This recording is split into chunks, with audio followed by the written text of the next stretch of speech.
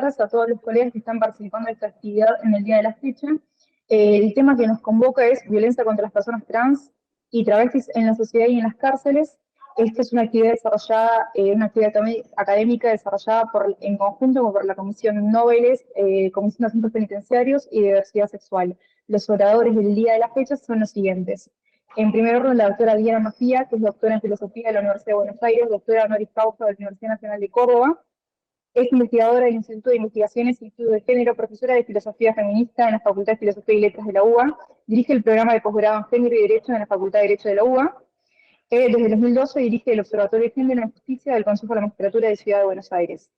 En segundo orden tenemos al doctor Alan Swift, que es integrante del Observatorio de Cárceles Federales de la Procuración Penitenciaria de la Nación. Es abogado del Estado de la UBA y docente en el curso de práctica profesional también de la UBA. Ha participado de proyectos culturales al interior de establecimientos penitenciarios e intervenido en litigios de casos de violaciones de derechos humanos vinculadas al colectivo LGBTI+, y el colectivo travesti trans. En tercer orden tenemos a la doctora Karina Andrade, jueza penal, contravencional y de falta de justicia de Cava, abogada recibida de la UBA, con título de especialización en Derecho Penal de la Universidad de Torcuato de Itela. Ha obtenido título del curso básico de abogacía oral en la Academia de Destrezas de Litigación Oral en California. Ha publicado una serie de artículos doctrinarios sobre perspectiva de géneros en casos de imputadas travestis y trans en conflicto con la ley penal. El último se encuentra dentro de la obra Géneros e Interseccionalidad, publicado este año por Editores del Puerto, y dictó una serie de fallos de relevancia en términos de derechos humanos con respecto de personas que integran el colectivo LGBTI y más. Y por último tenemos a la doctora Florencia Guimarães, responsable del programa de acceso a derechos de personas travestis y trans del Centro de Justicia de la Mujer y el colectivo LGBTIQ+, del Consejo de la Magistratura de Cava, y es presidenta de la Casa de Luana y Diana. Sin más preámbulos, mi nombre es Noelia Soto, integro la Comisión de Noveles del Colegio de Abogados de Capital Federal, y el objetivo de esta actividad es brindar un abordaje desde personas especializadas en la materia acerca de la interpretación de derechos humanos, acerca de una interpretación asertiva de los derechos humanos vinculada al colectivo de personas que integran, el colectivo de personas LGBTI+, perdón por valga la redundancia, y personas del colectivo trans. Bueno, puede dar inicio a la actividad. Le invitamos a la doctora Diana Mafía a dar inicio de la misma. Diana, buenas tardes. Un placer.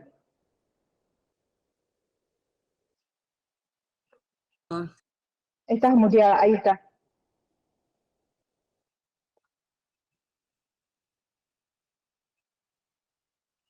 Diana, ¿me escuchás? Estás muteada.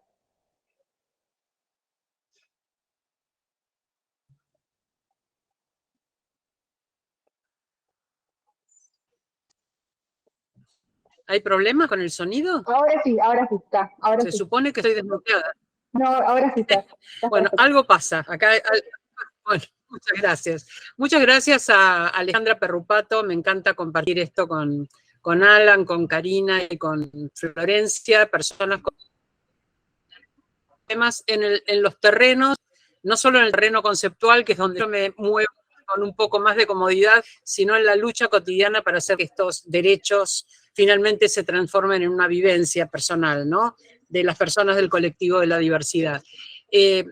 La propuesta era, bueno, y me encanta además que sea con abogados noveles, entonces podamos iniciar un diálogo, porque bueno, ya cursaron su carrera defendiendo estos temas, cuando seguramente muchas de las personas que están acá cursaron sus carreras, estos no eran temas de debate.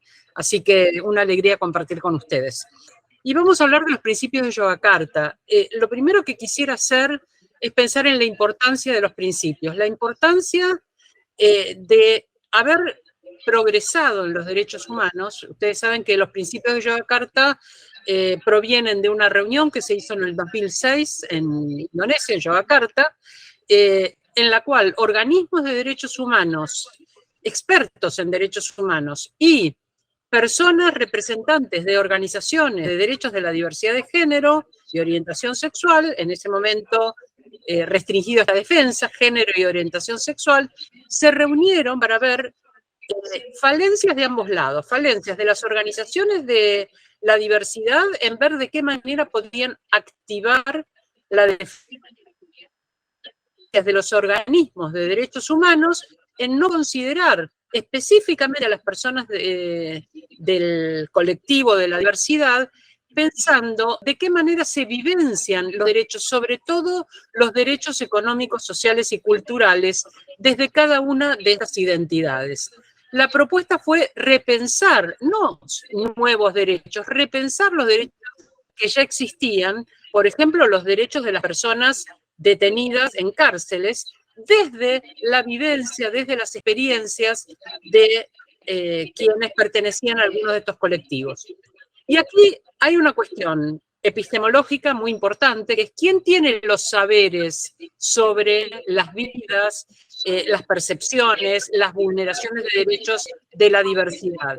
¿La tienen los expertos o la tienen las propias personas de la comunidad? Esto es algo que hemos atravesado en las luchas feministas, que son antecedentes importantes de las luchas por la diversidad. Pensar en la autoridad epistémica, pensar en la autoridad en nuestra manera de ver el mundo, y en particular, una cosa importantísima que queda fijada en los principios de Yogyakarta, la autoridad sobre la propia identidad. Pensemos que esto ocurre en el 2006, los principios finalmente se publican al año siguiente, en el 2007, pero en el 2006 en nuestro país, si una persona quería hacer un cambio de identidad, tenía que recurrir a la justicia. La justicia iba a poner dos expertos, un médico y un psiquiatra, para evaluar la identidad de esa persona que pedía su reconocimiento. Quiere decir que el saber sobre la identidad no lo tenía la propia persona que hacía la petición, sino que la tenían estos expertos de dos disciplinas muy patriarcales, como son la medicina y la psiquiatría.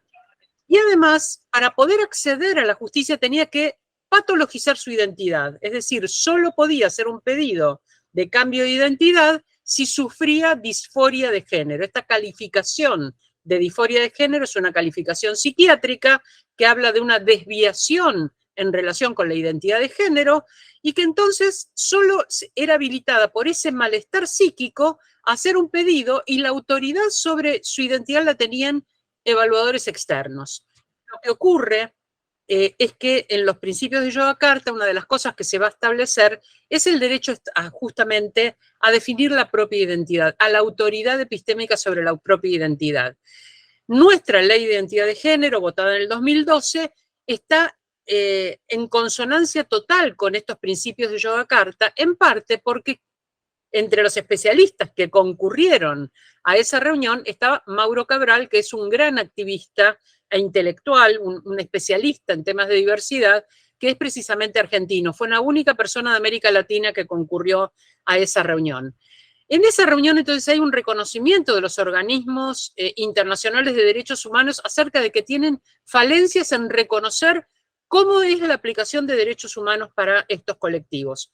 Cuando surgen entonces estos principios de Yogyakarta y se publican, hablan de muchísimos derechos: el derecho a establecer una familia, el derecho, por supuesto, a la identidad, a no recibir torturas o tratos crueles, inhumanos y degradantes, derecho a trabajar, pero cada uno de estos derechos significa algo diferente vivido desde las experiencias de la diversidad. Y una cosa muy importante también es que cada principio indica obligaciones para los estados. ¿Qué es lo que los estados tienen que hacer para respetar ese derecho? Estos principios de Yogyakarta, que fueron 29 principios, en el 2000, se publicaron en el 2007, fueron seguidos 10 años después, porque hay un aspecto muy importante en el preámbulo, que es que deben ser revisados en distintos momentos, en este caso a los 10 años, revisados para ver variaciones que haya habido, tanto en vulneración de derechos como en buenas prácticas. Nuestro país es un país con prácticas extraordinarias. Por ejemplo, uno de los principios indica que se deben registrar públicamente la situación de violencia que puedan sufrir las personas travestis y trans. Argentina es el único país del mundo en el que la Corte Suprema de Justicia, en su registro de los casos de femicidio, registra también los travesticidios. Hasta el momento, los travesticidios solo son registrados por las organizaciones no gubernamentales. No hay ningún gobierno que los registre, salvo Argentina, en la Corte Suprema. Y en eso pudimos incidir definiendo qué cosa es un travesticidio con el Observatorio de Género en la Justicia, y a través de la participación de representantes de organizaciones de la diversidad que definan su propio sistema de estructura de violencia travesticida y transfemicida. Definan cómo llamar este tipo de violencia y cómo definirla. Y eso fue lo que le llevamos a la Corte Suprema y eso es lo que en su momento Elena Hayton aceptó y formó parte del fundamento para que si ustedes entran al registro de femicidios, van a ver que una parte del registro es personas travestis y transfemicidios y travesticidios. 10 años después se hace Yogyakarta más 10, que es el documento del que hoy estamos hablando. En realidad, ya los principios de Yogyakarta tenían uno de los primeros principios, el principio número 9, que habla del derecho de toda persona privada de su libertad a ser tratada humanamente. El principio dice, toda persona privada de su libertad será tratada humanamente y con el respeto debido a la dignidad inherente al ser humano. La orientación sexual y la identidad de género son fundamentales para la dignidad de toda persona. Esto, que es una declaración general que podría corresponder a cualquier sujeto, hay que pensarlo desde la subjetividad y el modo en que son tratadas las personas cuando están en reclusión. ¿Qué es lo que agrega Yogyakarta más 10 en esta apuesta de actualidad con relación a los principios? Una cosa sumamente importante es que amplía la protección de derechos que va a hacer. Habíamos hablado de identidad de género y orientación sexual en los principios de Yogyakarta, pero ya en ese momento, claro, Argentina venía ya discutiendo muchas otras cosas que no se estaban discutiendo en otros países. Recordemos que todavía hay países con pena de muerte para la homosexualidad, o sea, pongámonos en la ubicación de pensar que estos derechos que en Argentina nos parecen derechos que ya tienen sus normas, que tienen su protección y tienen hasta institucionalidad, en muchos otros países son denegados, pero directamente desde lo más básico de la libertad personal de los sujetos. ¿Qué avance tiene Yogyakarta más 10 en el 2017? Que además de proteger la orientación sexual y la identidad de género, va a proteger la expresión de género, es decir, el modo en que las personas manifestamos a qué género pertenecemos a través de ciertos signos exteriores, como la vestimenta, los modales, la forma en que nos maquillamos o no, llevamos el pelo. En general hay un reconocimiento externo del género de la otra persona, y ese reconocimiento es a través de la expresión de género. Bueno, en nuestro país había códigos contravencionales que penalizaban vestir ropa de otro sexo. Quiere decir que la expresión de género estaba penalizada. Justamente Diana Zacayán, una de las activistas que fue la que desató esta reconsideración de los travesticidios a partir de su asesinato en el 2015, el llamar travesticidio a este asesinato y tener un tipo de indagación especial que no es la misma que la de los femicidios, en lo cual todavía seguimos trabajando. Ella es la que trabajó para que los códigos contravencionales abandonaran esta persecución específica por la expresión de género, por la vestimenta. Y otro aspecto muy importante para el activismo de Mauro Cabral, que es sobre todo un activismo con las personas intersex, aquellas personas que nacen con genitales que no están dentro de la norma, genitales ambiguos se los suele llamar, porque tienen signos de una genitalidad atribuida al varón, signos de una genitalidad atribuida a las mujeres. En los casos de bebés intersexuales, lo que se hacía como práctica médica, y venimos hace muchos años luchando para que esto no se haga, y por el momento hemos tenido logros parciales, lo que se hacía era intervenir quirúrgicamente los genitales para que tuviera una sexualidad dentro de la norma. Un tipo de corrección que muchas veces era estética, es para que esos genitales tengan una apariencia claramente de varón o de mujer, femenina o masculina, del modo en que lo interpreta la medicina. Los protocolos médicos dicen no se lee adecuadamente el sexo del bebé. ¿Qué quiere decir leer el sexo? Quiere decir que hay un signo material, como cuando uno lee una escritura, hay un signo material, que son los genitales, y un significado de esos genitales que es varón o es mujer, y si es varón tendrá género masculino, y comenzamos a investirlo de todas las características de la expresión de género masculino. Si es mujer tendrá, si tiene vagina es mujer, la leo como mujer, tiene género femenino y voy a investirla de todas las características de género femenino. Entonces, además de la orientación sexual y la identidad de género de Yogyakarta, y este Yogyakarta más 10 que agrega la expresión de género, se agrega la protección de la corporalidad.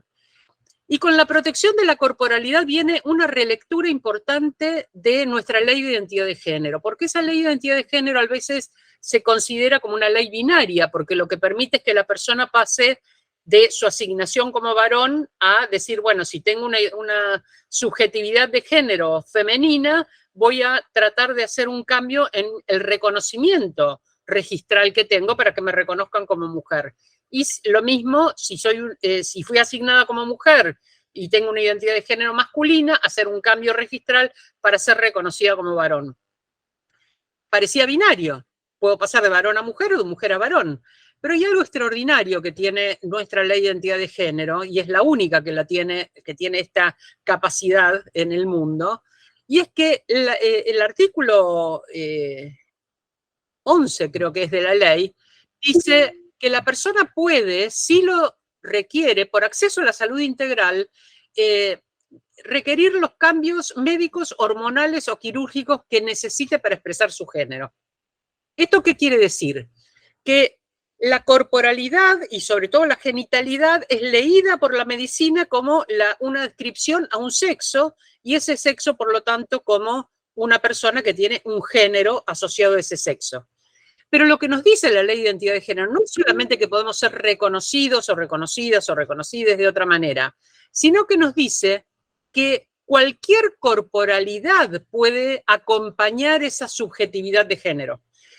Como les dije antes, antes de la ley de identidad de género, había expertos externos en determinar la identidad. Nuestra ley dice la identidad es la autopercibida. Ahí tenemos la autoridad epistémica. Y tenemos el cambio en lo que la ley protege. La ley protege la autonomía de la persona, no protege un encolumnamiento de cuerpo, sexo y género.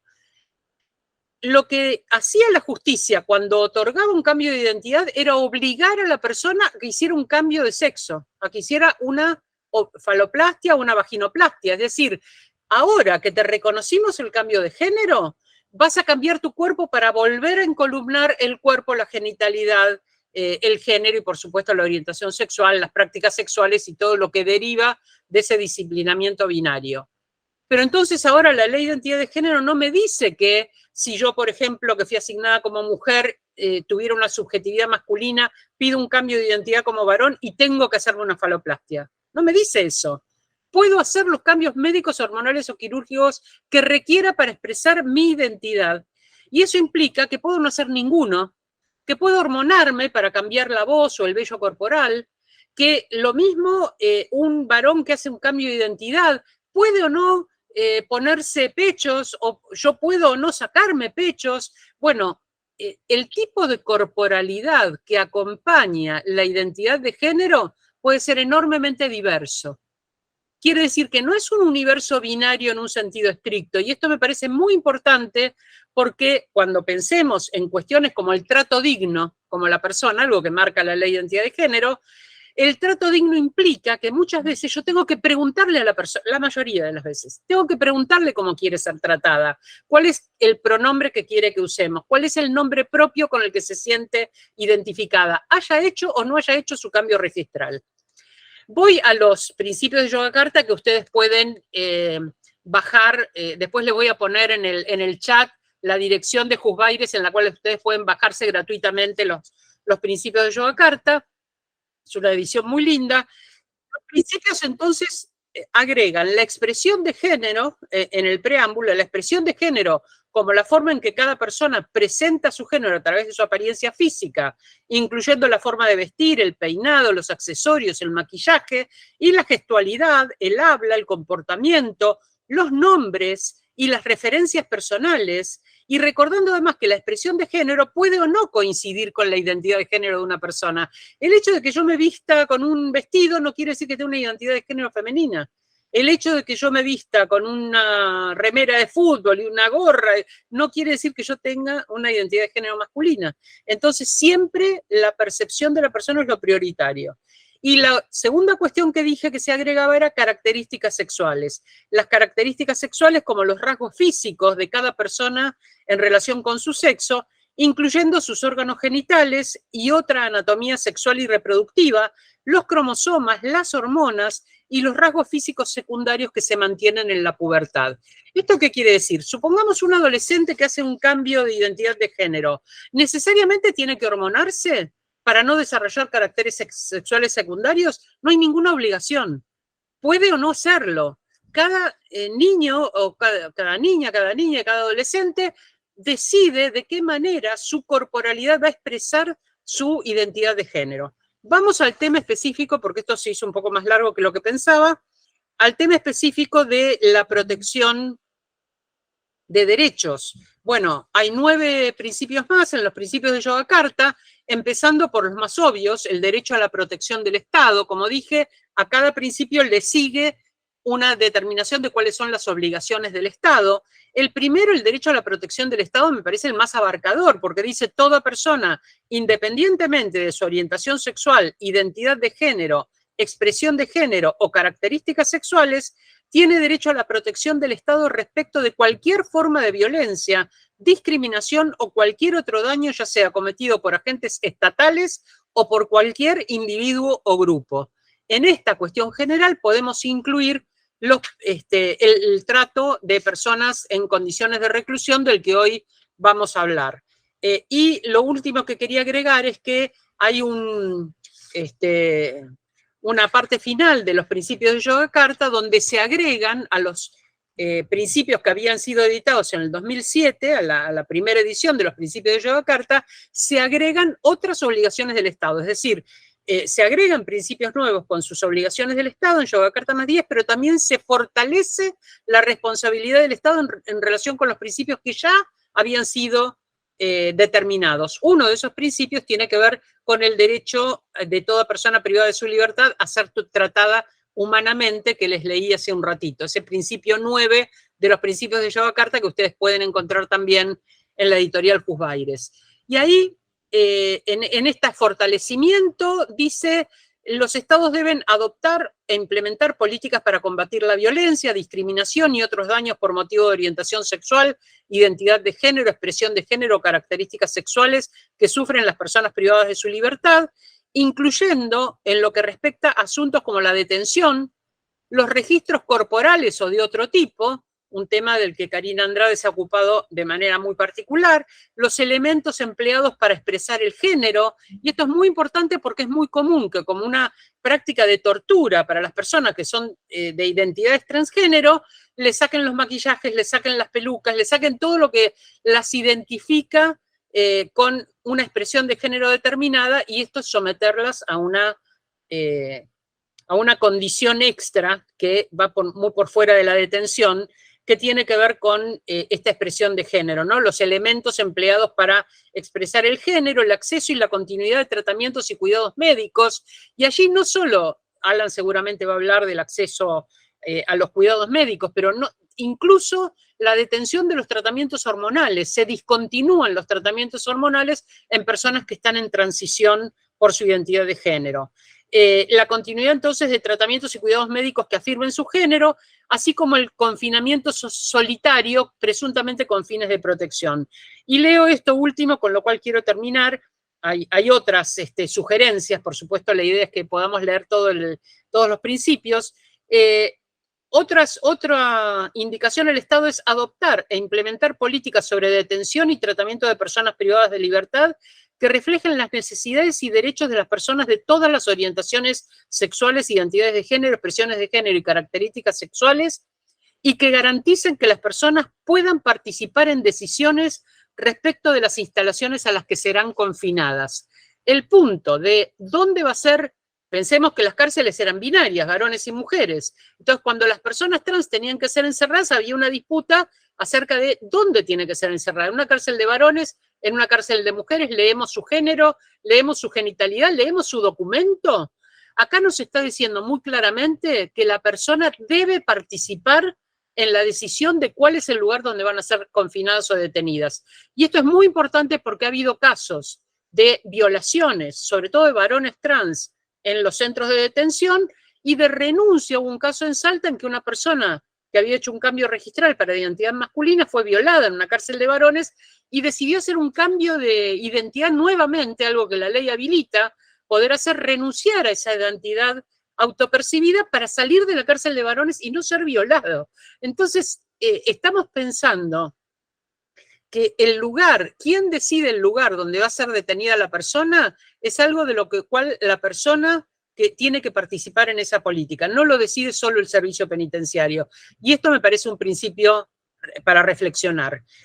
Pensemos que los principios de Yogyakarta no son obligatorios, pero son un gran paso de los organismos internacionales que recién en la última década se han estado ocupando de personas trans, de travestis y trans. Es un avance importante, probablemente sean transformados en algo más vinculante, como una convención, pero por el momento forman parte del derecho blando, de lo que se llama soft law. O sea, el derecho blando son sugerencias de cómo actuar de acuerdo con los derechos humanos, pero no obligan a los estados a llevar adelante estas políticas.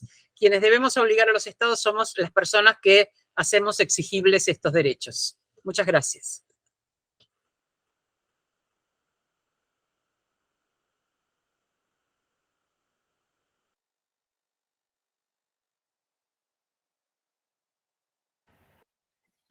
Buenas, arranco directamente. Bueno, espero que se me escuche bien. Mi nombre es Alan Suiz. Primero, gracias al colegio por la invitación, a las comisiones. Es un lujo participar en un panel así, con intervenciones como la de Diana recién. Yo soy abogado de derechos humanos, me dedico en particular a los derechos humanos de las personas privadas de su libertad. Trabajo en un organismo nacional de derechos humanos en cárceles que se llama Procuración Penitenciaria de Prisión, en un área que se llama Observatorio de Cárceles Federales, y en particular trabajo en un equipo que investiga muertes de personas bajo custodia estatal en general, con el foco siempre puesto en cuáles son las responsabilidades estatales en esas muertes que ocurrieron, una perspectiva de derechos humanos. Voy a compartir pantalla muy rápidamente.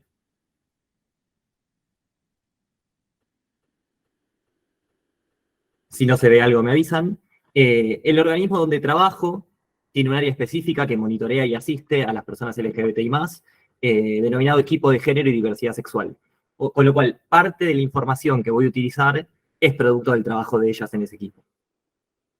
En primer lugar, voy a retomar varias de las cosas que mencionaba Diana recién. En primer lugar, que la cárcel está organizada bajo un ordenamiento binario del género. Hay cárceles de hombres y hay cárceles de mujeres, e incluso podríamos decir que la cárcel está pensada para varones. Digo, si esto fuera un encuentro sobre las cárceles de mujeres, ese sería el punto de partida, pero seguro que en ese marco, todos los cuerpos y las identidades que no se encuentran en ese paradigma cisnormativo, encuentran tensiones, y lo que encuentran en realidad son violencias. Y eso es lo que solemos llamar generalmente impacto diferencial de la pena. Es decir, si la pena de prisión en la práctica lo que es sufrimiento, es la inflicción de dolor por parte del Estado, estas personas sufren más dolor y más sufrimiento automáticamente en su detención solo por su identidad. El encarcelamiento de personas... Ay, no puse el cronómetro, bueno. +1 a lo que diga el reloj. La invisibilización de las personas del colectivo travesti trans y LGBTI+ en general es una constante en toda América Latina y también en Argentina. Las estadísticas oficiales sobre cárceles de Argentina las publica el Ministerio de Justicia a través de una entidad que tiene que se llama SNEP, Sistema Nacional de Estadística de Ejecución de la Pena. Hasta el 2014, esas estadísticas solo decían cuántos hombres y cuántas mujeres había presas en Argentina. Bueno, hay que aclarar, este sistema no produce la información, sino que la reúne de cada servicio penitenciario, cada provincia tiene su propio servicio penitenciario, además del sistema federal, y simplemente la ordena y la publica. Hasta 2014 uno no podía saber cuántas personas trans, cuántas personas no cis había en prisión. En 2015 el movimiento es agregar una categoría, para agregar una sola categoría que se llama transexual, en la cual se pretende incluir todo lo que no sea hombre o mujer cis. Y recién en 2021, que es la última versión, aparecen 3 categorías: mujer trans, varón trans y otros. Podríamos poner todo entre comillas. Bueno, ¿cuáles son los resultados de lo último que se publicó, que es 2021? A nivel federal hay 22 habría 22 mujeres trans y 5 varones trans. Me parece que está bueno aclarar, hay subregistro de invisibilización igual, aunque se publique en estas categorías. Así que tomemos entre pinzas todo lo que hay en estos números. Y a nivel nacional aparecen, en el día que se juntaron los registros, 151 mujeres trans, 23 varones trans, de 114.074 personas totales. Con lo cual, es bastante probable que haya un nivel de subregistro, y además hay que decir que esto es una foto. O sea, son muchas más. Porque esto es un día. Por poner un ejemplo, ese año, el año que estamos diciendo que había 151 mujeres trans, egresaron 113. Entonces, seguramente es como mínimo más del doble, además del nivel de subregistro. Y no tiene nada registrado en la nueva categoría de O3, que aún no... Digo que tiene mucho que ver con la falta de capacitación de los servicios penitenciarios para entender a las personas que tienen detenidas, pero de eso vamos a hablar un poquito después. Agregué un dato ahí, un dato más ahí abajo, porque estábamos hablando de lo binarias que son las instituciones en general y de lo que es la institución carcelaria. Según el último SNEP, en todo el servicio penitenciario federal, en el sistema que depende del gobierno federal, hay un solo trabajador trans. Digo, esto me parece súper interesante, primero porque dijimos, hay 174 personas, habría, y hay una sola persona, un solo trabajador trans, pero además porque hay 12.249 personas trabajando en el servicio penitenciario federal. Y me interesa resaltar la distancia con el cupo laboral travesti trans. Digo, el 1% de 12.000 sería 122 trabajadores. Faltan 121 para llegar al cupo. Un poco la distancia que hay. Y acá empiezan las tensiones en la realidad, que es lo que más me interesa hablar un poquito de la situación del colectivo en las cárceles hoy y durante los últimos 20 años, con el binarismo que tiene la institución carcelaria. Por ejemplo, según la normativa internacional, las requisas, las inspecciones corporales, tienen que ser conducidas por personal del mismo género que la persona detenida. ¿Cómo eso sería posible para las personas no cis cuando hay una sola persona que no es cis en toda la planta personal? Digo, es automáticamente imposible cumplir con el requisito de que se haga una requisa decente y no violatoria de, por ejemplo, los principios de Yogyakarta. Digo, eso sabemos que es un problema del Estado en general, mi organismo tampoco tiene una planta de trabajo trans. De hecho, yo soy acá un varón cis contando los resultados del trabajo de mi organismo. Bueno, esto lo salteo porque ya lo había comentado. Como para hacer un pequeño resumen, antes de contar la parte que más me interesa, este equipo que no mencioné de diversidad de género y diversidad sexual de la Procuración Penitenciaria viene haciendo un relevamiento de la situación de las personas trans. Y este es un adelanto de algunos de los datos que aparecen un poco para caracterizar a la población. Que la de promedio es 35 años, 60% argentines, el resto migrantes, la mayoría de Perú. Dice un poco, bueno, seguramente información conocida para todos, pero la selectividad del sistema penal y a quienes criminaliza de todo el universo trans, a quienes elige el sistema penal para criminalizar. Solo un cuarto completó sus estudios secundarios, la enorme mayoría nunca tuvo trabajo registrado, una constante de la población trans en general por fuera incluso de la cárcel. Y algo interesante sobre su documentación, personas detenidas sin ningún tipo de documentación, que el jueza no puede acreditar del todo quién es, pero igual le parece que esa persona tiene que estar detenida, y que el 50% había realizado el cambio registral. Recupero algo de lo que mencionaba Diana sobre el artículo 9 de Yogyakarta, que es el principio histórico que trataba sobre el derecho de las personas detenidas, y algo de qué es lo que se agrega después en el +10. A mí me gusta resumir el principio número 9 con personas detenidas en 3 principios básicos. Hay como 3 principios rectores de cómo funciona. Uno, el Estado tiene que tomar medidas para proteger a las personas LGBTI+. En segundo lugar, que esas medidas no pueden perjudicar a la persona. Digo, la medida que tomes no la puede hacer que viva peor de lo que vivía antes. Esto, que suena una obviedad, es una de las cosas que se amplían con nombre y apellido, ahora lo vamos a decir, en las novedades. Porque había una medida clásica con la cual se empeoraba la vida de las personas presas LGBTI+, que es el aislamiento. Y la tercera, que también la mencionaba Diana, es la persona debe ser consultada respecto a la medida que se toma. Y esto se vuelve especialmente relevante en dónde se alojan las personas. Y entonces, ¿dónde se alojan las personas trans? Por ejemplo, en el sistema penitenciario federal. En la primera década de los 2000, digamos, hoy la mayoría están en Ezeiza, ¿sí?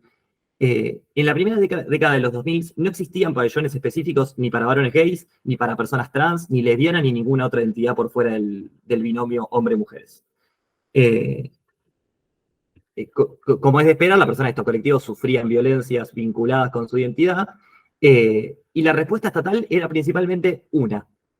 Es decir, si una persona decía que estaba sufriendo violencia por parte de compañeros de pabellón, sufría violencia por personal penitenciario, se la sacaba de su pabellón y pasaba a vivir en lo que se conoce como aislamiento. ¿Qué es el aislamiento? En una situación, digamos, vamos a usar esta palabra, normal, en cárceles, la situación más frecuente, las personas detenidas, si viven en un pabellón con celdas, pasan encerradas en la celda toda la noche. A las 10 de la noche, 12 de la noche, 8 de la noche, dependiendo del pabellón, a las personas se las encierra en su propia celda y permanecen ahí hasta las 8 de la mañana, que se le da lo que se conoce como abierta. Entonces, lo normal es estar todo el día afuera de tu celda, compartiendo un espacio común con otras personas, con suerte yendo a trabajar y yendo a estudiar. Pero claro, exactamente, lo que se conocen como buzones, sería el aislamiento. El aislamiento es estar todo el día dentro de la celda. El aislamiento es una figura que existe históricamente, que se sigue aplicando hoy, y que está normado el aislamiento y tiene como ciertas reglas de cómo funciona. En reglas generales son 22, 23 horas de encierro diarias en la celda. ¿Dónde está normada? Está normada solamente para usar en sanciones disciplinarias. El aislamiento es la sanción más grave, y lo máximo que se puede hacer es 15 días seguidos. O sea, la sanción más grave es 15 días de aislamiento. Esto lo menciono para describir un poco el nivel deshumanizante que tiene estar aislado y vivir en buzones. Esto implica, tenés 1 o 2 horas para bañarte, agarrar el teléfono, si querés hacer algo de ejercicio, ver la luz del día, y entre otras cosas, hablar con tu familia y hablar con tu defensor, abogado o juez. Si tuviste la suerte de que te sacaron en horario judicial de la celda, porque si saliste a la tarde no vas a hablar ni con tu defensor ni con tu juez. Esto era lo más frecuente, hasta hace no tanto tiempo, como respuesta estatal ante una persona que manifiesta que teme por su integridad física, por su identidad, o que ha sufrido violencia por su identidad. Y esto ya históricamente, el viejo principio sin los agregados, antes dijimos, el principio número 2, la medida no puede empeorar la calidad de vida de la persona. Digo, si una persona teme sufrir violencia, está sufriendo violencia, pasarlo a este régimen deshumanizante ilegal, porque no hay sanción ni son solo 15 días, es empeorar aún su vida. Además que obviamente no le preguntaban si quería estar aislada, y había personas que elegían igual estar aisladas, porque creían o creen, porque esto todavía un poco ocurre, que es preferible eso a sufrir violencia directa física de parte de otras personas. Los agregados al principio de Yogyakarta Carta agregan que el aislamiento no puede ser la respuesta. Que en realidad esto ya se surgía que no se podía empeorar la situación del viejo principio, pero se ve que fue necesario aclararlo, pues estos principios están de los 80 y el aislamiento se sigue aplicando en todo el planeta a las personas trans o a cualquier identidad de género no heterosis, básicamente. ¿Cuál es la siguiente respuesta? Ezeiza en particular en el sistema federal crea pabellones para varones gays. Se crean estos pabellones para varones gays y se incorpora lentamente a las mujeres trans y el colectivo travesti a esos pabellones. Me interesa mucho mostrar, y por eso pongo esta foto, dónde es que se hace esto. Esto es el Complejo Penitenciario Federal 1 de Ezeiza, con una foto desde arriba sacada de Google Maps. Esos triángulos que se ven como 4 triángulos grandes, arriba a la izquierda, son lo que se conoce como módulos. Cada módulo es un pequeño edificio que tiene pabellones. Y van a ver que hay como pequeñas ahí, como construcciones que son los pabellones. Hay 4 que son iguales. Y después hay otros que tienen distintas formas. El que tiene la flechita, si lo pueden ver, tiene muros por fuera de los pabellones. O sea, además de todo el sistema de la cárcel de muros, alambrados, etc., este tiene muros. Es el encierro adentro del encierro. ¿Qué es ese módulo? Que es el módulo 6 de Seiza. Fue un módulo que se construyó originalmente pensado para cumplir sanciones disciplinarias, para aislamiento. La idea es, acá pongo a los presos más conflictivos, eso es lo que se pensó originalmente. Y en algún momento, hace unos 15 años, se decide colocar a dos colectivos específicos ahí. La mitad se arma un dispositivo psiquiátrico que se llama Protein, que sigue estando ahí. La otra mitad, pabellones gays, y que terminan viviendo también el colectivo travesti trans. La idea de el espacio que se había pensado con doble muro para las personas más conflictivas, con menos acceso a derechos, aislados, bueno, ahí, por decirlo muy burdamente, la idea es los locos, como todo lo que no entra en la idea de normalidad que tiene el Servicio Penitenciario Federal. Bueno, me apuro porque queda poco tiempo. En 2016 se dicta una normativa interna del Servicio Penitenciario Federal que crea un programa específico para mujeres trans, solo para mujeres trans. A partir de ahí se empieza a trasladar a la cárcel de mujeres, donde hoy están mayoritariamente, el complejo 4 de mujeres de Seiza. Esto sin preguntarles ni nada. ¿Cuál era el criterio que se usaba? Si tenía el cambio hecho en el DNI. O sea, se armó un programa específico en el que se menciona como normativa la ley de identidad de género y no leyeron el artículo 1 que dice que no es el DNI lo que lo define, como lo mencionaba antes Diana, sino que es la identidad autopercibida. Recién el año pasado se dictó un programa de tratamiento para personas trans en general, porque se llamaba de mujeres trans, lo cual traía especial problemas. Bueno, voy rápido. Bueno, ¿qué salida hay ante esto? En líneas generales, como abogados, la táctica en general que se suele utilizar y que es la respuesta estatal más adecuada es pensar alternativas a la prisión.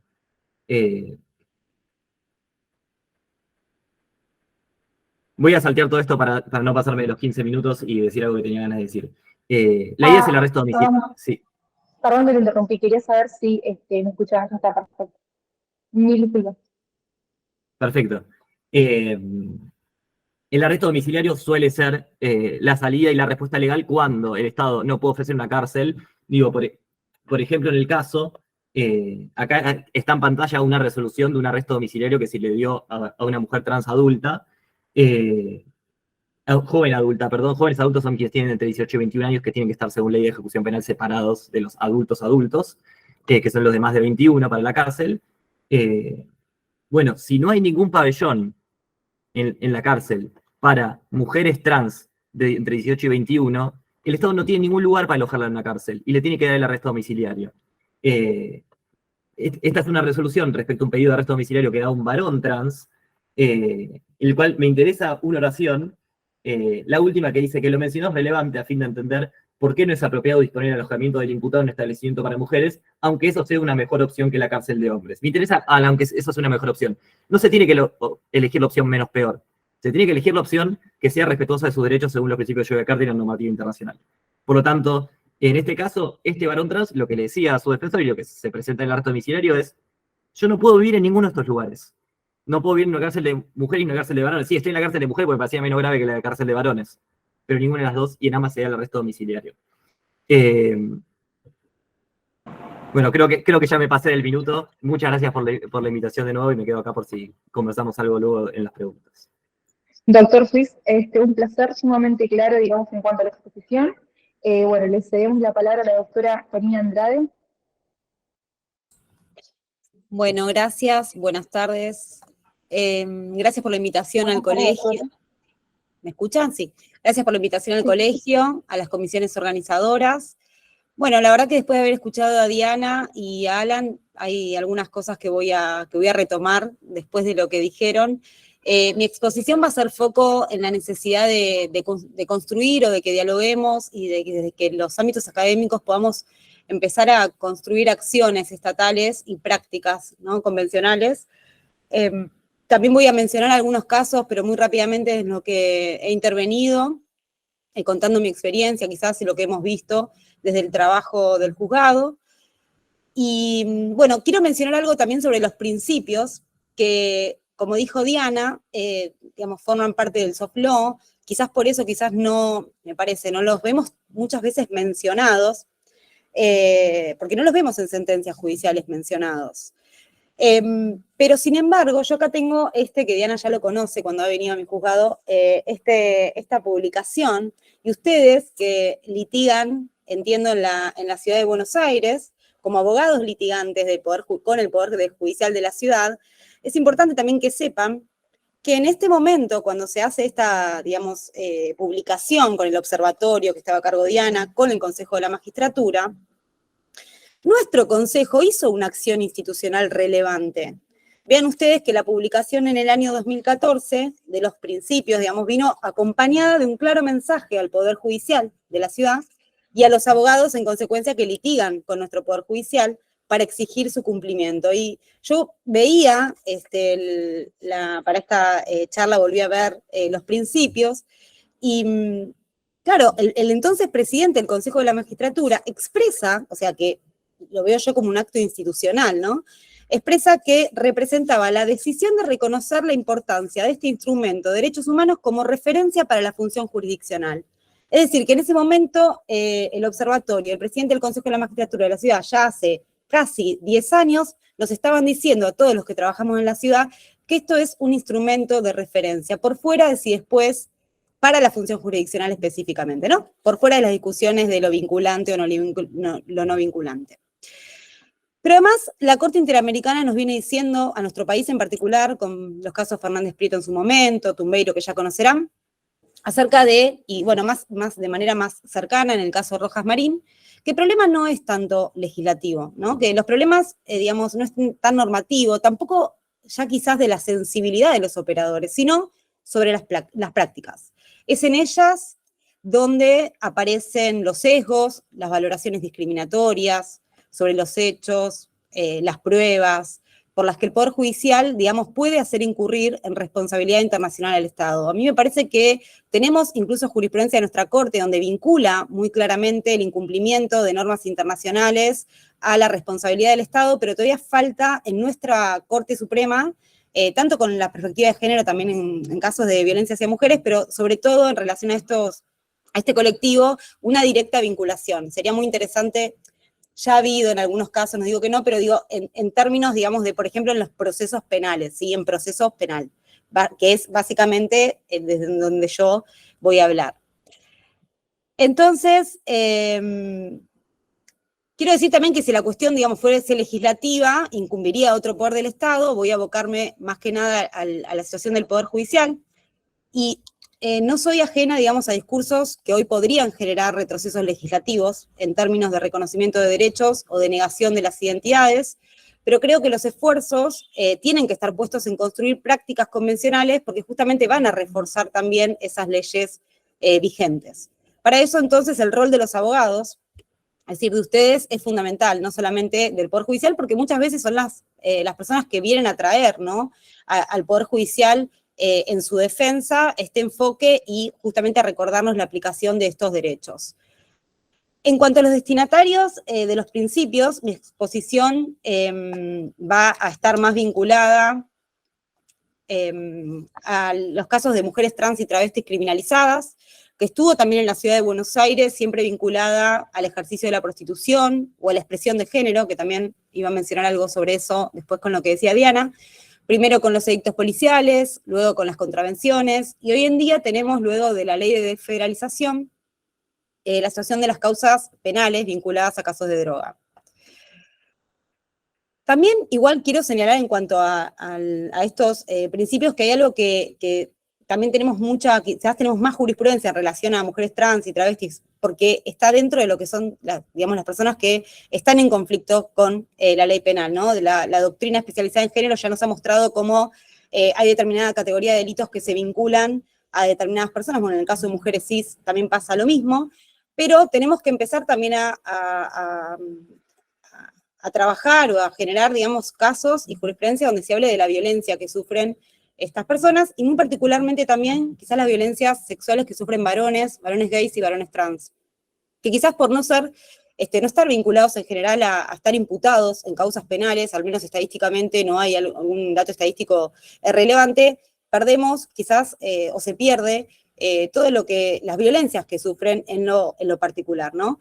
Y hablo de las violencias sexuales porque, bueno, es también desde la perspectiva de género, si la violencia sexual hacia mujeres y lesbianas, mujeres trans y travestis es un acto de dominio, Cuando se trata de varones, sean heterosexuales, gays, cis y trans, es un acto de destitución de su masculinidad. Y creo que en lo que hace al ámbito del derecho penal, quizás nosotros no tenemos, justamente por lo que dije antes, un desarrollo quizás más robusto, pero bueno, hay algo que tiene que ver acá con su lugar de víctimas, que, por ejemplo, en lo que hace a las obligaciones del Estado acerca de tener perspectiva de género, hay una clara diferenciación. Por ejemplo, en los casos de mujeres víctimas, creo que se avanzó desde el Poder Judicial hacia una visibilización, hacia un compromiso mucho mayor acerca de la erradicación de esa violencia, la investigación y la sanción, no así tanto en mujeres imputadas, ¿no? O sea, ahí hay un cumplimiento del rol de manera discriminatoria, también de acuerdo al rol procesal de la persona. Pero en el caso de, por ejemplo, cuando son, digamos, directamente víctimas, con el caso de las violencias que sufren los varones trans, por supuesto que las personas travestis y trans también, pero no, directamente no está visibilizado en el Poder Judicial la problemática puntual que tienen. Eso es lo que veo yo. Pero bueno, voy a avanzar entonces, eso para señalarlo nomás, y avanzar que en el caso de, como dijo Alan también, bueno, él trabajó mucho. De hecho, en algunas sentencias que he trabajado he mencionado información, la Procuración Penitenciaria, la verdad que nos da, es muy importante la información que nos da porque nos permite poder también fundamentar nuestras decisiones en los casos concretos. Pero bueno, sabemos que la mayor cantidad de detenidas es por delitos de drogas y que en general es en conexión con el ejercicio de la prostitución y el propio consumo. O sea, vemos cómo hay un camino, ¿no? Donde hay una exclusión, primero, que puede ser social, o sea, que siempre es social, pero además a veces se da intrafamiliar, desde el hogar, que luego, en general, muchas veces desde la niñez o la adolescencia, se vincula con el consumo, con el ejercicio de la prostitución y luego con la criminalización.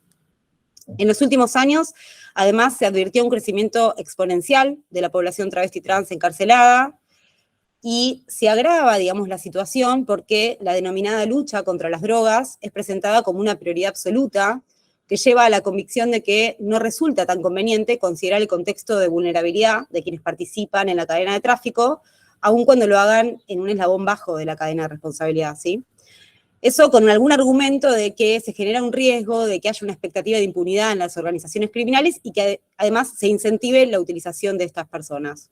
Pero cuando vamos a la realidad de los casos, estas personas muchas veces son utilizadas, estas organizaciones no son desactivadas, y mientras desde el ámbito internacional de los derechos humanos se nos alerta a los estados acerca del lugar de victimización y de utilización de estas personas en función de su vulnerabilidad, en lugar de ser tomado por el sistema de justicia como una alerta de protección y de decisión frente a casos concretos, o desde los ministerios públicos para hacer investigaciones estratégicas, es traducido en la necesidad de que pertenecer a ese grupo no sea visto como un beneficio, ¿no?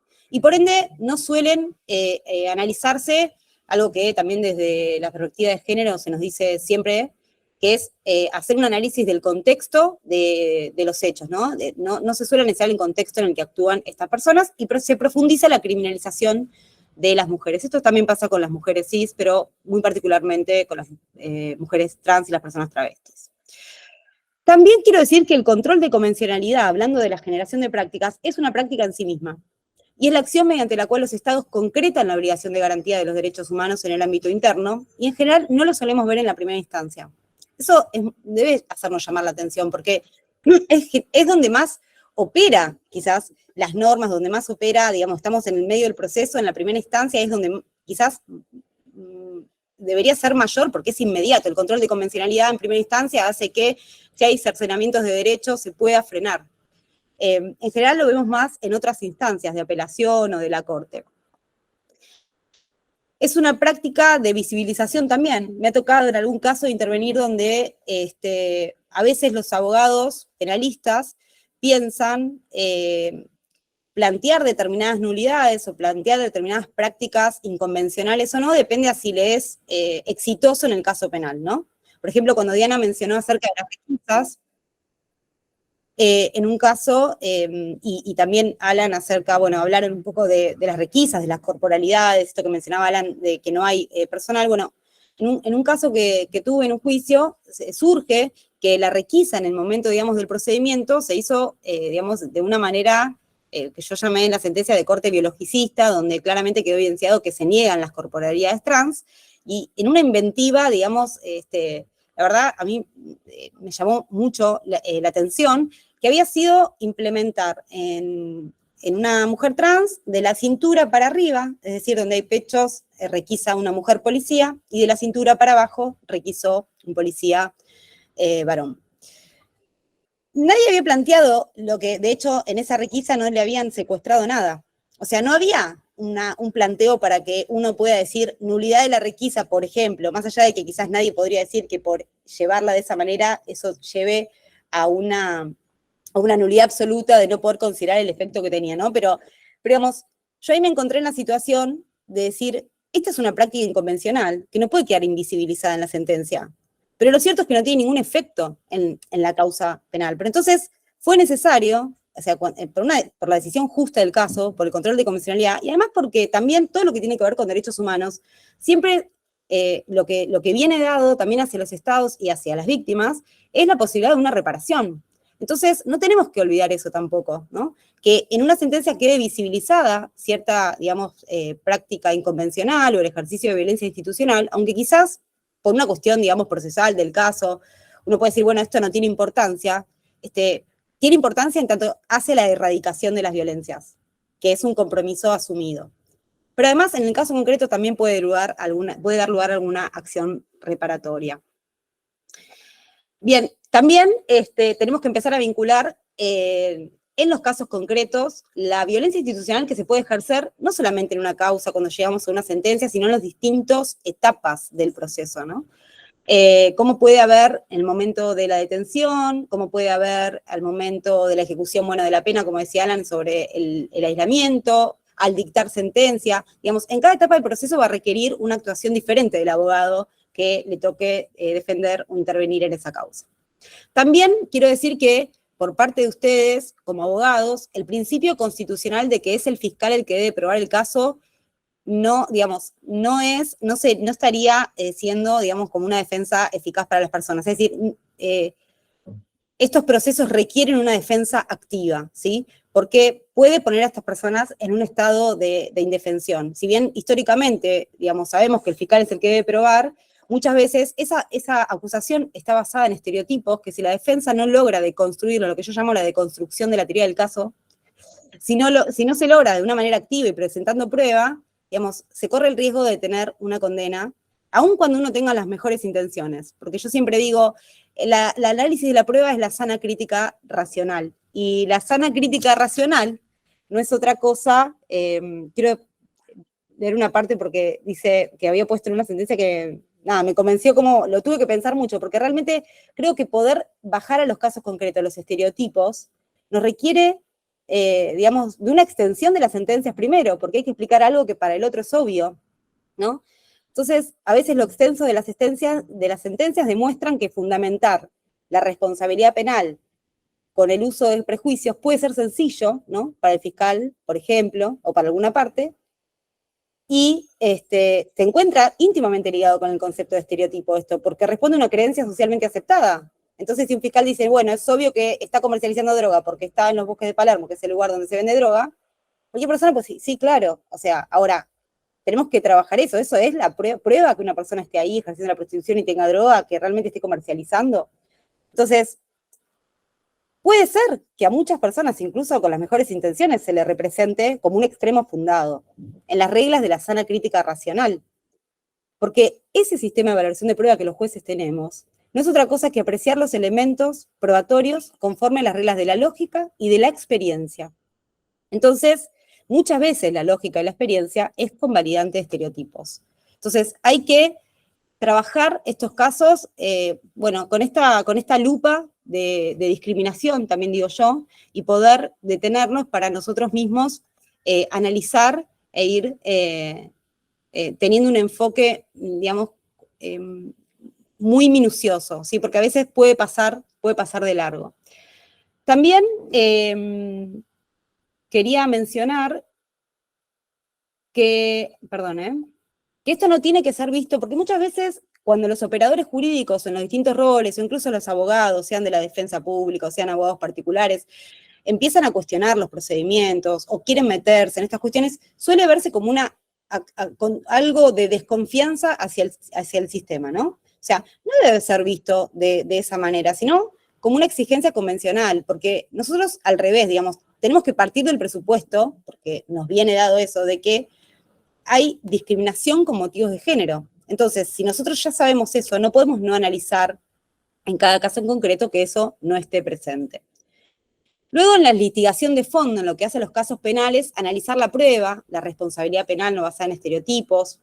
También en la toma de decisiones con enfoque diferenciado. Bueno, como decía Alan, en los casos de si no hay un lugar para que la persona esté alojada, que, digamos, lo que debería pasar es que entonces deba estar bajo alguna modalidad, y no puede existir como la excepción a los derechos, ¿no? O sea, perfecto, tiene que estar prisionizada, bueno, si no puede estar ahí, hay que buscar otra alternativa, o sea, nunca la opción puede ser estar por fuera de los derechos.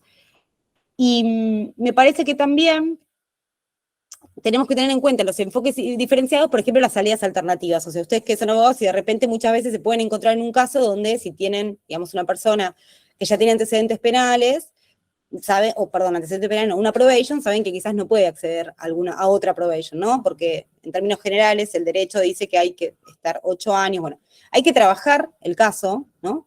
Y quizás pensar, si nosotros tenemos una normativa internacional que en el caso de estas personas nos reclama la sustitución de pena de privativas de libertad por mecanismos menos lesivos, poder ir hacia alguna salida alternativa que sea creativa, fundada, por supuesto, en el caso en concreto, pero, digamos, plantear eso como abogados, ¿no? Porque quizás desde la fiscalía no se va a pensar. A mí me tocó un caso donde incluso había venido un acuerdo de juicio abreviado, donde cuando voy a la audiencia de visu veo que la persona no tenía antecedentes penales y se iba directo hacia un juicio abreviado.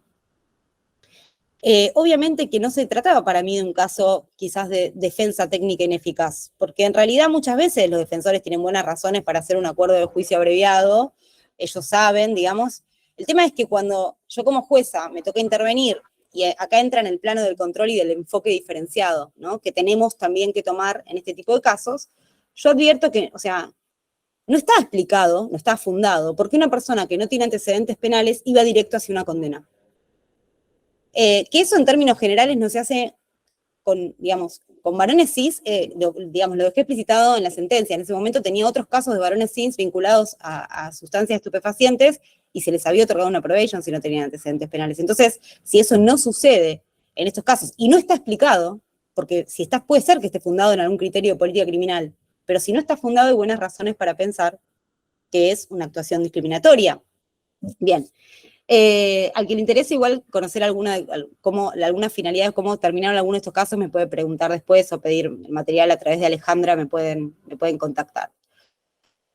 Entonces, bueno, esto hablando del enfoque diferenciado. Y luego, en juicio, como les dije, la defensa, digamos, tampoco alcanza a convencionar los derechos, ¿no? Esto es importante, o sea, no alcanza a convencionar toda la normativa y los derechos, sino que tienen que lograr poder mostrar que esa investigación fue discriminatoria, hacerlo de modo argumentativo, ofrecer pruebas. No podemos estar, digamos, las normas las conocemos todos y decíamos justamente, no es un problema normativo en general, sino más bien del caso en concreto y de la solución justa en el caso. Tampoco en los abogados que pueden ser defensores hay que ir siempre hubo una jurisprudencia muy, muy importante el año pasado en el Foro Federal, que era un grupo de mujeres trans donde el Tribunal Oral Federal 8, la doctora Sabrina Namer, había dictado, frente a un abreviado, digamos, un sobrecimiento por la aplicación de una causa de inculpabilidad por un estado de necesidad disculpante. Bueno, eso fue muy importante, toda la valoración que hizo y demás, pero tampoco creo que siempre los abogados tengan que ir directamente hacia un estado de necesidad disculpante. Es decir, a veces hay casos donde pueden trabajar justamente esto, no hay prueba para imputarle una comercialización, por ejemplo, o alguna causal de justificación, ¿no? Entonces, no siempre porque estemos dentro de personas o mujeres trans o travestis hay que ir directamente hacia esa causal, porque en realidad lo que ahí el Estado dice es, esto lo que hizo estaba prohibido, pero no le puedo aplicar pena, que como mensaje no es lo mismo decir esto no lo hizo, ¿sí?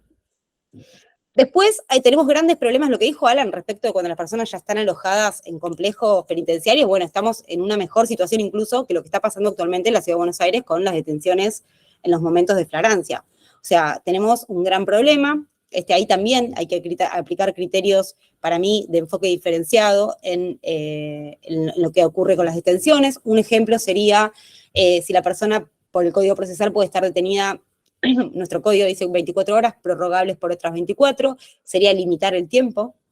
Además, tener un seguimiento de dónde está la persona, porque la verdad que hoy, limitar el tiempo, ¿en qué sentido? Son 24 horas, si no hay fundamentos, que no se puede prorrogar otras 24 horas, y el fundamento no es tengo un montón de casos, porque a este hay que darle prioridad. Entonces, esas cosas son las que se pueden ir solicitando, a veces, digamos, pidiendo, mientras va durando la detención, ¿no? Y después tener un seguimiento de dónde está esa persona. La verdad que hoy está muy complicada la situación, no sé si conocen, pero de hecho hubo un habeas corpus también con una jueza que ahora es jueza de cámara de nuestro fuero. Es muy preocupante la situación de las alcaldías de la Ciudad de Buenos Aires, porque son alcaldías y están funcionando actualmente como cárceles, y a eso se le suman las personas, lo que decía Alan, ¿no? El doble agravamiento, bueno, lo mismo sucede en los casos de detenciones por flagrancia. Entonces, hay que... pasó, ahora está, creo que llegó a juicio, un caso de un abuso sexual que pasó en una alcaldía en un momento de detención, donde en un motín, porque claro, como están en un lugar, si bien está, digamos, alojada, si está en un lugar donde no es específico por el colectivo, si hay un motín, quedó a la deriva la persona. Entonces, bueno, esta es una situación que también hay que, controlar al momento mismo de la detención, es decir, al inicio de la causa. Y quizás es eso, si no hay un lugar para que esté detenida, bueno, entonces quizás deberá aplicarse una citación, deberá quedar citada con alguna medida, digamos, o actuar rápidamente, o la defensa pedir eso, para que no esté en definitiva alojada en un lugar donde no puede estar. Y eso en una grave, digamos, puesta en peligro de su propia vida y su integridad, ¿no? Después, la ley de identidad de género es un temón. No quiero extenderme mucho, pero es un temón. Nosotros hemos venido trabajando mucho también en la Ciudad de Buenos Aires con esa situación. Creo que también falta, digamos, en el diálogo, en este trabajo que tienen los ministerios públicos con las policías, también las policías mismas, ¿no? Seguimos viendo en los sumarios los términos travestidos. Bueno, sabemos que la palabra travestidos hace alusión a un disfraz, ¿no? Un disfraz, el que se disfraza, o sea, también se rechazan las identidades de esa manera. Como práctica, les quiero decir que si les toca tener en algún juicio, yo lo hice, al iniciar un juicio, tenía imputadas trans, le pedí, como cuestión previa, antes de iniciar la producción de la prueba, a las partes que instruyan a cada uno de sus testigos acerca del lenguaje a utilizar, ¿no? Y eso me pareció una práctica convencional que la verdad que la fui adquiriendo por la experiencia que tuve en los juicios, porque si no, tenía que interrumpir a veces quizás al personal policial, porque yo tampoco como jueza uno puede dejar que esté, digamos, hay una violación al derecho de su identidad, y entonces hay que cuidar eso, pero a la vez, ya, digamos, entonces de repente poder tener una práctica con anticipación, conociendo cómo funciona, digamos, el sistema, y quién mejor que los abogados, porque son los que más conocen, esto que decían Diana, que decía Alan, de preguntarle, o sea, ¿qué mejor? Porque yo como jueza, digamos, ahí de juicio, ni conozco a la persona antes. A veces me llegan los sumarios y advierto algo. Tengo que hacer un trámite, que a veces lo he hecho, diciendo, advierto que puede haber una violación a la ley de identidad. Entonces, corro vista a las partes, y sobre todo a la defensa que tenga, que lo pida, ¿sí? Que pida que digamos, si es su primer derecho. Después, ¿cómo no vamos a tener unas estadísticas donde la mayoría de las condenas son con los juicios abreviados? Está directamente vinculado con la vulneración de derechos, donde reconocen directamente sin discutir nada la comisión de los hechos o la acusación. Bien, entonces la información disponible nos impone el deber de analizar con enfoque diferenciado estas cosas. No se trata de tener alguna actividad por fuera o que no esté ajustado, que sea dogmática, como he leído alguna vez, esto es dogmático. No es dogmático. Nosotros sabemos que esto opera de esta manera, entonces siempre tenemos que estar atentos a que no esté sucediendo en el caso en que intervengan, ¿no? En el que intervenimos. Respecto de la prisión preventiva, que es otra situación, los delitos de drogas encima tienen penas altísimas, con lo cual podría ser que alguien piense que ya por definición no se permite la excarcelación. Y además, muchas veces lo que los códigos procesales estipulan como peligros procesales, que es la falta de vivienda, trabajo, arraigo, entonces en estas personas, muchas veces, digamos, el arraigo, que hay muchas migraciones también, hace que no tengan quizás familia, algo constatable, un domicilio donde certificar, entonces directamente puede ser que haya una prisión preventiva inconvencional absolutamente, por tener en cuenta fundamentos que el Estado reconoce la exclusión social y por eso tenemos el cupo laboral trans y por eso tenemos un reconocimiento acerca de la falta de acceso a la vivienda. Y por otro lado, esas mismas situaciones son las que se consideran para mantener la prisión preventiva, es decir, una prisión sin condena. Entonces, eso es un ejercicio de violencia institucional, o sea, claramente. Reconocido por el Estado, digo, no está separado el Poder Judicial de lo que reconoce el Estado en otros ámbitos, ¿no? Y además, un ejemplo, o sea, tenemos un contexto internacional que nos viene diciendo que se aplican criterios restrictivos de prisionización, y sin embargo, si vemos lo que ocurrió en la pandemia, mientras en la pandemia con algunos grupos en condición de vulnerabilidad se otorgaron morigeraciones a la prisión preventiva, se observó un aumento en el número de personas trans detenidas en cárcel. Esto quizás Alan lo sabe mejor que yo, pero ahora no me acuerdo dónde tengo no sé si fue de la Procuración Penitenciaria o de alguno de los documentos de trabajo de la Procuración General de la Nación, pero lo tengo para citar, si alguien necesita de dónde sale esta estadística, se lo puedo pasar. Perdón, Karina. Ya estoy, ¿no? Perdón.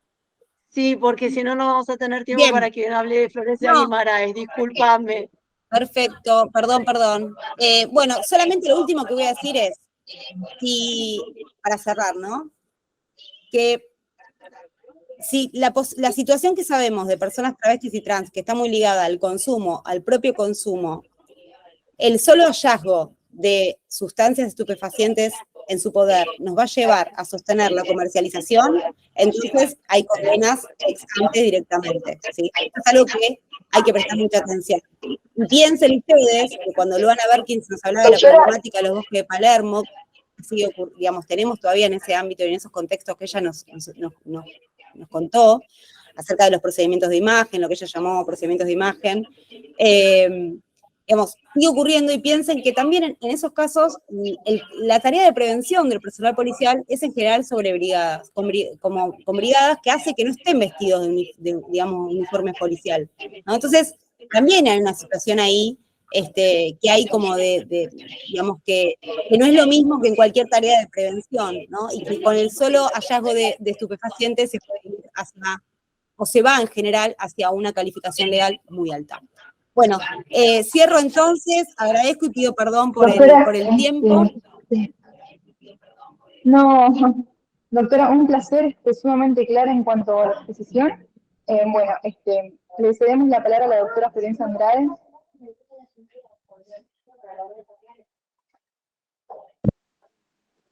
Hola. ¿Florencia? ¿Me escucha? Hola Florencia, ¿sí? ¿Cómo estás? ¿Me escuchás? Sí, yo te escucho todo bien. Yo te escucho bien. Yo a la perfección. Muchas gracias. Estaba escuchando atentamente cada una de las exposiciones. Acá haciendo que esta actividad, primero agradecer por supuesto la invitación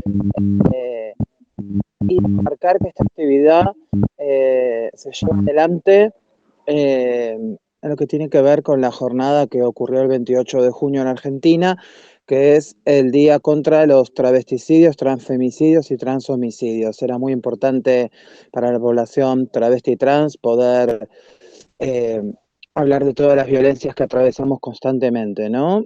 No quiero dejar de mencionar, que antes de noche en Camino de Cintura, en la zona de Bursaco, fue asesinada una compañera travesti de 65 años de edad, donde fue apedreada, tirada a un pozo y estuvo 2 horas agonizando al costado del Camino de Cintura, hasta que llegara la ambulancia después de 11 llamados de las compañeras que estaban ejerciendo la prostitución con ella, y murió a los 65 años de edad. Entonces, estas cuestiones que venía escuchando tienen que ver con los travesticidios sociales, con las necropolíticas, con el abandono del Estado y de gran parte de la sociedad, ¿no? Entonces, arrancar diciendo que las cárceles sabemos muy bien que son depósitos humanos, ¿no? Y en esos depósitos humanos, que precisamente son depósitos para la clase trabajadora, ¿no? Porque también quiero marcar la cuestión de clase, ¿no? Porque si hablamos de compañeras travestis y trans encarceladas, muchas vienen de contextos de total empobrecimiento, migrando, ¿no? Escapando de sus países, muchas veces por las múltiples violencias constantes, y acá se encuentran con muchísimas más violencias también. Entonces, me parece que es importante destacar esto. Después venía escuchando algunas cuestiones que tienen que ver con los registros, subregistros, o cómo se toma en cuenta las identidades travestis y trans, y valga la redundancia, no se toman en cuenta las identidades travestis, ¿no? O la identidad travesti específicamente, y se sigue reproduciendo. Sabemos que Alan lo decía, ¿no? Las instituciones siguen reproduciendo el binomio varón-mujer, y esto sucede tanto en personas cis como en personas trans, donde estamos en un país que la identidad travesti tiene muchísima historia, potencia, relevancia, y que muchas las seguimos sosteniendo. Entonces, seguimos quedando por fuera y solamente se habla de mujeres trans y varones trans. Digo, como para poder pensarlo, trabajarlo y reflexionarlo colectivamente. Después pensaba, ¿no? en estas cuestiones que tienen que ver con las cárceles y en estos depósitos humanos, donde nuestras compañeras quedan absolutamente despojadas de todos sus derechos, ¿no? Y esto también tiene que ver con cuestiones, ¿no? Recién escuchaba que se presume que todas las personas conocemos las normas, las normativas o cuáles son nuestros derechos, pero por lo general las personas travestis y trans no conocemos las normas ni los derechos, siempre quedamos por fuera, somos excluidas. Ahora sí tenemos que quedar sujetas a estas normas, ¿no? Que siempre tienen que ver con el castigo, con la persecución, con la criminalización, como mencionaba Karina y como fueron mencionando a lo largo de la charla. Eso sí se nos es aplicado, pero esto es como un llamado también a poder trabajar conjuntamente desde los sectores en los que militamos, trabajamos y habitamos, sea poderes judiciales y todas otras instituciones, por un lenguaje que realmente sea entendible para las personas que están siendo privadas de su libertad, encarceladas. Y a esto me refiero con que no conocemos muchas veces las normas o nuestros derechos, porque el lenguaje que se utiliza por lo general es académico, jurídico, y confunde y no tiene que ver con los sectores populares. Entonces eso también nos niega el acceso a los propios lenguajes. Y eso tiene que ver también con que muchas veces cuando accedemos a los patrocinios nos encontramos con abogadas, abogados y abogades que no se forman con perspectiva de diversidad, de géneros, ni siquiera de derechos humanos, ¿no? Entonces me parece que hay que seguir trabajando fuertemente en esos lugares. Y después quizás también algo que venía reflexionando mientras venía escuchándoles, tiene que ver con esta cuestión del arresto domiciliario, ¿no? Y la realidad es que muchas compañeras cuando terminan con esos arrestos domiciliarios, su vida siguen siendo igualmente un infierno, porque dentro de esas mismas casas es donde tienen que seguir ejerciendo la prostitución, donde están siendo monitoreadas o vigiladas, ¿no? Eh, donde no hay realmente, y si hablamos de reparación o de acceso a derechos nuevamente, no hay programas pensados para aquellas compañeras que están con arresto domiciliario y no tienen ningún otro sustento más que ejercer la prostitución. Por eso el 90% de nosotras, travestis y trans en Argentina, aún vivimos de la prostitución como única manera de subsistencia. Esto se da en todo el país. Entonces me parece que esas cuestiones son importantes de visibilizar y ni que hablar de la cuestión del acceso a la salud en las cárceles, ¿verdad? Donde tenemos un montón de compañeras y recuerdo muy claramente, porque fue hace unos cuantos años, de una compañera, Pamela, no me acuerdo si el apellido era Panduro, una compañera migrante peruana que murió en una cárcel, ¿no? Como muchísimas otras compañeras que mueren por causas que tienen que ver con el SIDA, con el VIH, pero también con la silicona, con los cuerpos que terminan pudriéndose alojados en esos depósitos humanos y que no hay sistema médico que los aborde, que nos tengan en cuenta, ¿no? Porque obviamente se nos deshumaniza, se nos patologiza.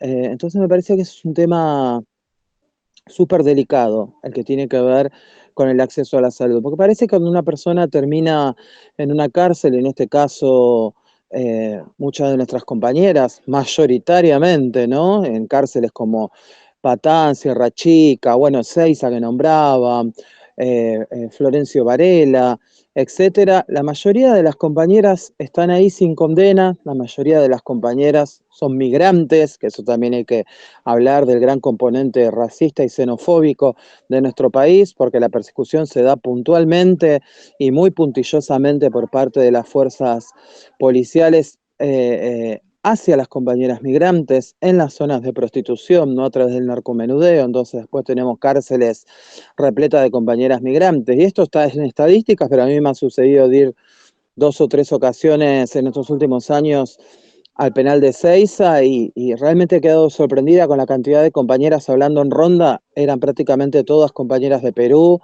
de Ecuador y muy poquitas compañeras argentinas. Y también lo que es poderosamente llamativo tiene que ver con la edad de esas compañeras que están ahí detenidas, ¿no? Que son muy jóvenes, entre 20 y pico y 40 años de edad. Entonces, todas estas cuestiones deben ser tenidas en cuenta. Tenemos que hablar en todos los lugares que podamos sobre la situación de las travestis en las cárceles, ¿no?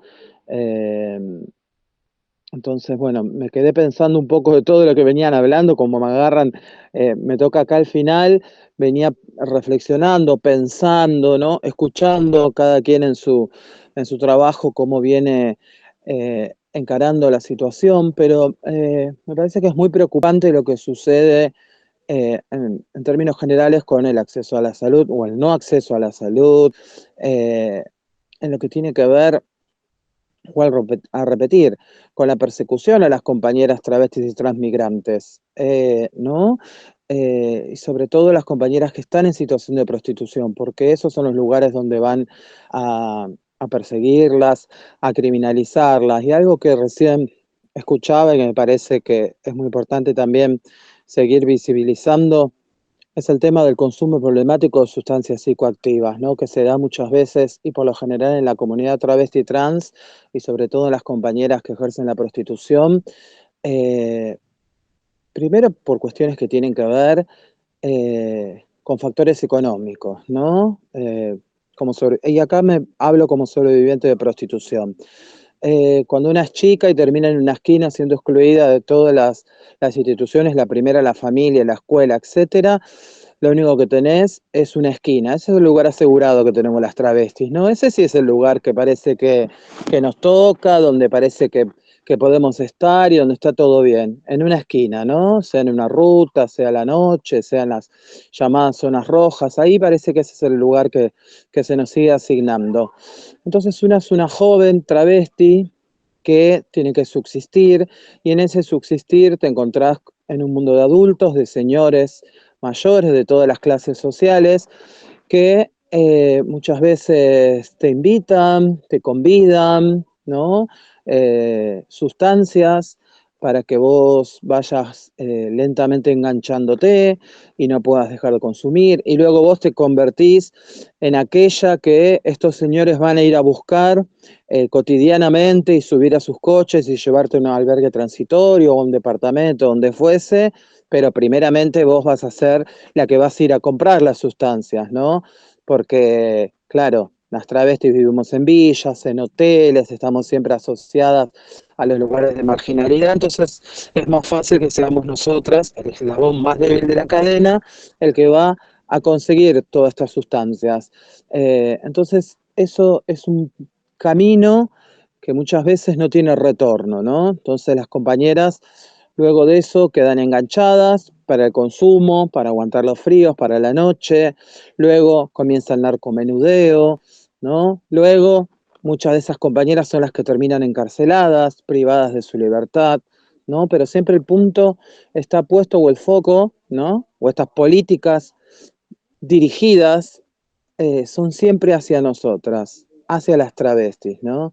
Somos nosotras las que terminamos deshumanizadas, encarceladas, asesinadas, criminalizadas y todas las palabras que queramos poder expresar aquí. Entonces me parece que es importante poder seguir trabajando con estas cuestiones que tienen que ver con, primero, la generación de políticas públicas, ¿no? Más allá del cupo laboral travesti trans, que es un porcentaje muy mínimo el que se cumple, es súper necesario y necesitamos muchísimas políticas públicas más, ¿no?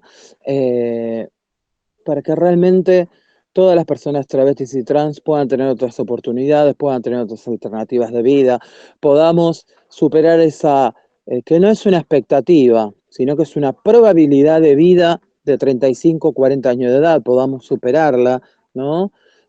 No tengamos que ir constantemente a estar yendo a una cárcel o a una comisaría a llevarle comida a nuestras compañeras, o como sucedió antes de ayer, entre grupos de compañeras tener que estar yendo de un lado para el otro a una morgue a reconocer el cuerpo de otra compañera, enterrarla con un cajón de manzana, que es lo que te da muchas veces el Estado, ¿no? Sin tener un sepelio, un velorio, etcétera. Necesitamos empezar a romper con todos estos prejuicios, estereotipos que recaen sobre las identidades travestis y trans y que terminan desencadenando, y voy a cerrar con esto, en los travesticidios sociales, en los travesticidios en términos de crímenes de odio, que es algo que venimos denunciando, ¿no? Y hace poco, más de 2 meses, y la última marcha, una de nuestras consignas fue justicia por Sofi Fernández, una compañera travesti que la llevaron por averiguación de antecedentes a una comisaría en la provincia de Buenos Aires, en Pilar, y, oh casualidad, y esto nos sucedió muchísimas veces, ¿no? Y esto sucede muchas veces con muchos pibes de los barrios, pero cuando es una travesti parece que la sociedad no se moviliza tanto. Una compañera muerta que supuestamente se suicida dentro de una comisaría. Estas prácticas ya las conocemos, las travestis. Han sido históricas, siguen sucediendo, seguimos preguntándonos dónde está Tehuel de la Torre. Hoy seguimos pidiendo justicia por Sofi Fernández, quien fue asesinada dentro de una comisaría, porque sabemos que nadie se suicida dentro de una comisaría. Entonces necesitamos también generar conciencia, generar sensibilización y que realmente estos crímenes de odio, estos crímenes políticos que tienen que ver con los crímenes hacia las personas travestis y trans, sean parte de la agenda social, política y emocional de toda la sociedad. Muchas gracias. Doctora, Florencia, un placer, sumamente clara. Estamos en horario, no sé si quieren formular algunas preguntas, al menos brevemente.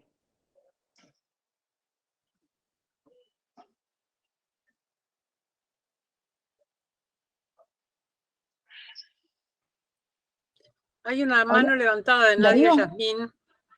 Sí. Sí. Sí, Doc, me avisaron que no se le puede habilitar el Sí. micrófono a ningún participante, ¿sí? Que Sí. si tienen alguna pregunta o comentario, que lo realicen por el chat del Meet. Darío, te puedo pedir por favor si podrías seguir leyendo las preguntas porque estoy del celular y no las podría, o sea, para hacerlo más, para agilizarlo. Nadia solo quería aplaudir y Teo quiere tomar la palabra como varón trans, pero no sé si querrá transmitir algo a través del chat. Yo en el chat no veo ninguna pregunta. Ok. Podríamos dar la palabra a Teo, que quiere hacer quizás una intervención al menos breve, para poder Perdón, escucharlo. sí, acá hay Sí. una pregunta. ¿Qué opinión les merece el voto en disidencia de la jueza Odio Benito en la Corte Interamericana? Soy Marcela Pérez Bogado. No sé quién querría contestar. ¿A quién va dirigida? ¿A quién se le formuló la pregunta? Si la doctora Diana, la doctora Karina.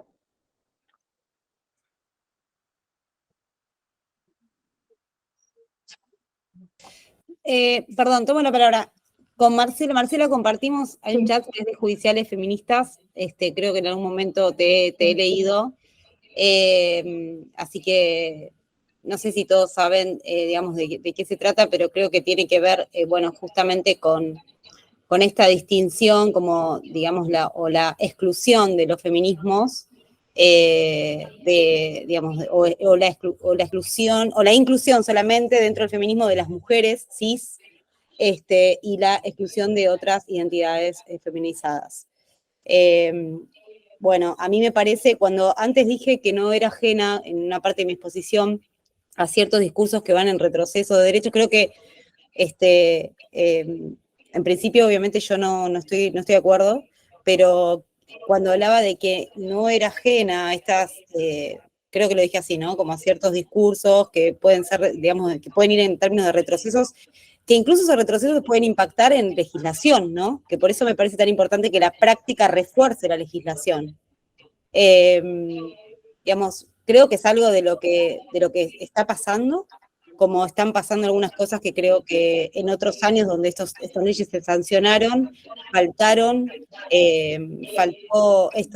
prácticas que hagan, digamos, que fortalezcan esas legislaciones que salieron en otros momentos, y que hoy por eso son tan endebles. Esa es mi opinión.